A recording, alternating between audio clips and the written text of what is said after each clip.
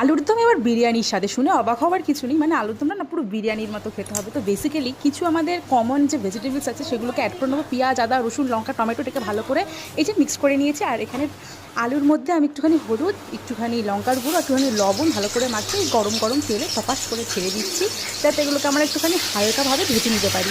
তো ভাজা এখানে ডান হয়ে গেলে এখানে আমি একটা বাটির মধ্যে তুলে নেবো। আচ্ছা, তুমি প্রিয় মানুষের মন কারা কারা জয় করতে চাও বলো তো? যারা যারা জয় করতে চাও না প্রিয় মানুষের মন, তারা অবশ্যই এই রান্নাটা রেসিপিটা একবার হলেও ট্রাই করবে। আর এখানে আমি কাঁচরা দেখাচ্ছি, প্লিজ ডোন্ট মানে ইগনোর করো তোমরা। আর এখানে আমার ভাজাটা প্রায় অলমোস্ট হয়ে গেছে। আর এখানে যে পেঁয়াজগুলো কুচি কুচি করে রেখেছি না, এরপরে এটা ভেজে নেব।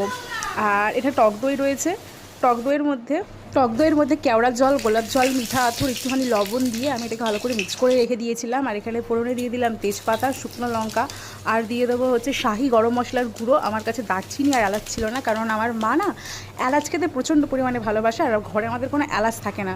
আনার সাথে সাথে